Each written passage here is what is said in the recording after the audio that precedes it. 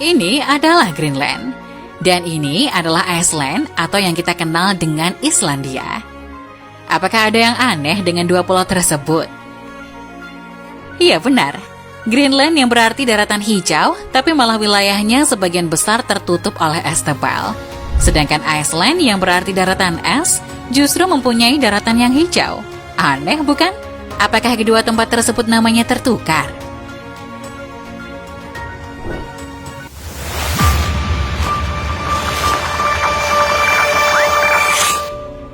Greenland merupakan wilayah yang masuk dalam bagian benua Amerika Utara. Namun, pemerintahannya ada di bawah kerajaan Denmark. Dengan luas wilayah 2.166 juta kilometer persegi, Greenland adalah pulau terbesar di dunia yang memiliki jumlah penduduk 56.421 pada tahun 2021, yang menjadikannya sebagai negara nomor 1 dengan penduduk terjarang di dunia. Penduduk aslinya adalah orang Inuit atau Eskimo. Sementara ada pula orang Denmark dan campuran antara keduanya. 80% dari seluruh wilayah Greenland tertutup es, yang di beberapa tempat ketebalannya mencapai 3 km. Hanya daerah pesisir selatan dan barat yang bisa dihuni oleh manusia. Hampir semua penduduk Greenland tinggal di sepanjang barat daya pulau utama, yang memiliki iklim relatif ringan. Greenland mempunyai musim panas yang dingin dan musim dingin yang sangat dingin. Contohnya di ibu kota Nuuk, rata-rata suhu terendah adalah Januari dengan minus 10 derajat Celcius, dan rata-rata suhu tertinggi di Juli yaitu 9,9 derajat Celcius. Tercatat pada tahun 2021, sebanyak 18.800 penduduk tinggal di Nuuk. Dengan suhu ekstrim ini, maka praktik pertanian sangat sedikit dilakukan dan sebagian besar produknya adalah sayuran hijau, sayuran rumah kaca, peternakan domba, rusa, ikan, dan hasil laut lainnya. Ekonomi Greenland sangat bergantung pada perikanan. Perikanan menyumbang lebih dari 90% ekspor Greenland. Industri udang dan ikan sejauh ini merupakan penghasil pendapatan terbesar. Di sebelah timur Greenland ada Iceland, atau yang kita kenal dengan Islandia. Jarak Greenland dan Iceland adalah 300 km.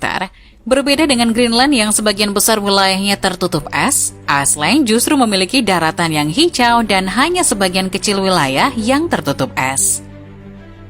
Memiliki populasi sebanyak 376.248 penduduk di tahun 2022, dengan luas wilayah 103.000 km persegi, menjadikannya negara dengan penduduk terjarang di Eropa.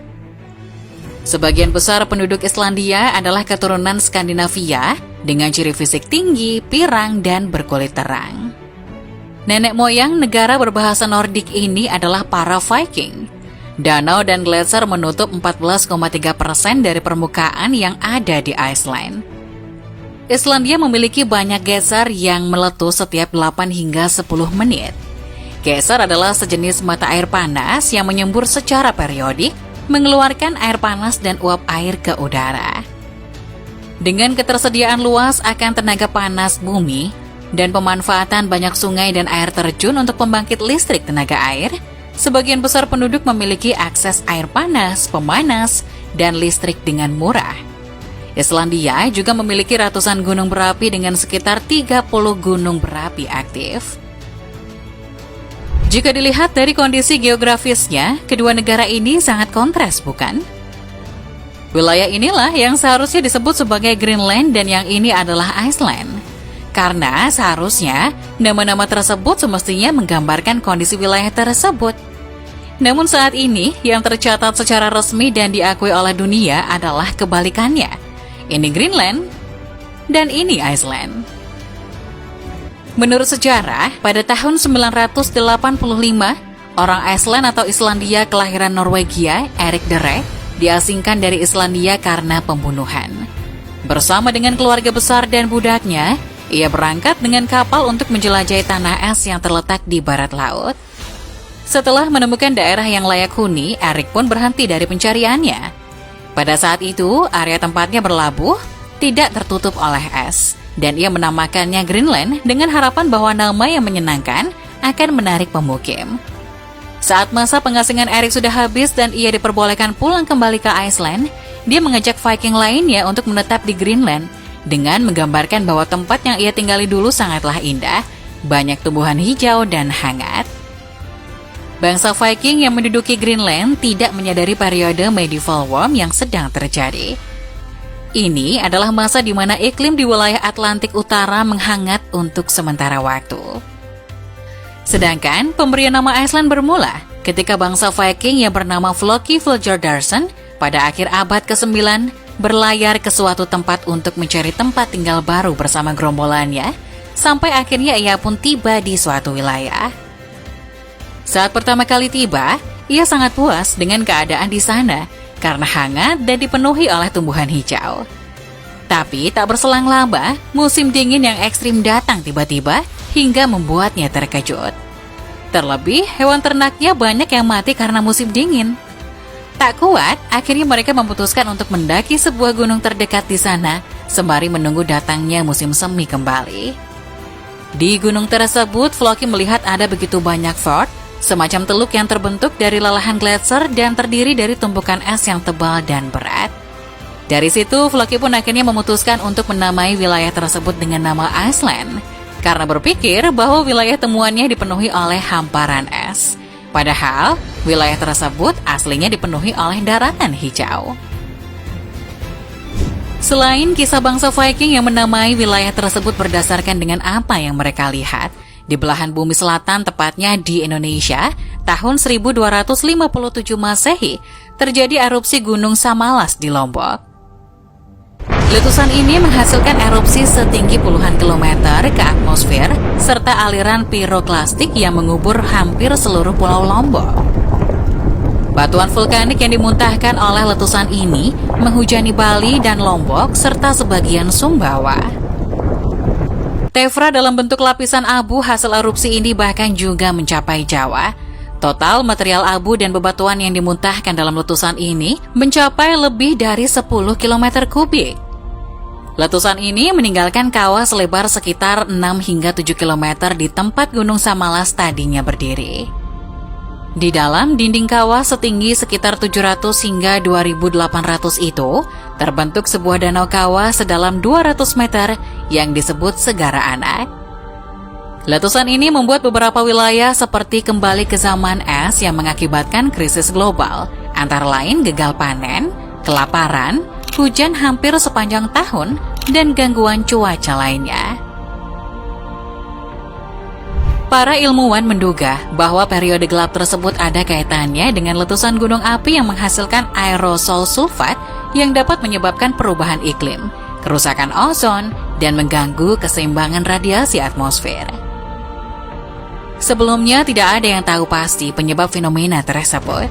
Adanya letusan gunung berapi besar pada sekitar tahun 1257 hingga 1258 diketahui pertama kali melalui analisis terhadap sampel es hasil pengeboran dari wilayah kutub. Menggunakan metode pengukuran keasaman termutakhir pada tahun 1980, sekelompok peneliti Denmark menemukan lonjakan konsentrasi sulfat dari berbagai masa pada sampel es dari Greenland yang dihubungkan dengan timbunan abu riolitik. Awalnya, para peneliti tersebut menduga bahwa deposit sulfat ini bersumber dari gunung berapi di dekat Greenland. Tetapi catatan sejarah Islandia tidak menyebutkan adanya letusan gunung berapi pada sekitar tahun 1250. Ditambah lagi, pada tahun 1988, ditemukan bahwa sampel es dari Kutub Selatan juga mengandung jejak peningkatan sulfat dari kurun waktu yang sama dengan jejak dari Greenland. Sampel-sampel es ini mengisyaratkan peningkatan deposit sulfat yang tinggi, diikuti dengan timbunan tefra, dalam kurun waktu antara tahun 1257 hingga 1259.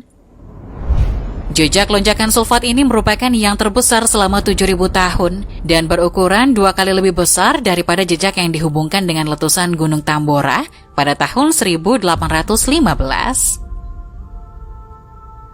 Kaitan antara letusan Samalas dengan kejadian-kejadian ini dipastikan pada tahun 2013 berdasarkan penanggalan radiokarbon pohon-pohon di Lombok, serta bukti sejarah babat Lombok yang dituliskan di atas dedaunan lontar dalam bahasa Jawa kuno.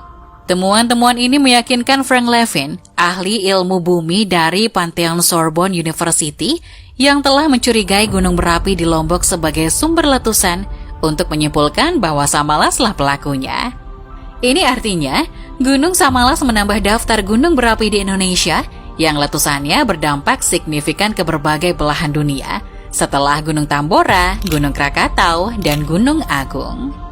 Akibat letusan Gunung Samalas, wilayah Greenland dan Islandia pun terpengaruh pada waktu itu, dan suhu di sana menjadi semakin dingin. Namun, perubahan suhu di Greenland lebih ekstrim. Jadi sejak awal nama yang telah diberikan ternyata memang sudah benar, karena kebiasaan bangsa Viking menamai suatu tempat sesuai dengan kondisi yang mereka lihat. Namun, seiring dengan pemanasan global yang terjadi saat ini, tidak menutup kemungkinan es yang ada di Greenland akan mencair dan menjadikannya sesuai dengan namanya, yaitu daratan hijau. Begitu pula dengan Iceland atau Islandia. Akibat pemanasan global, bisa saja namanya akan berganti menjadi Hotland.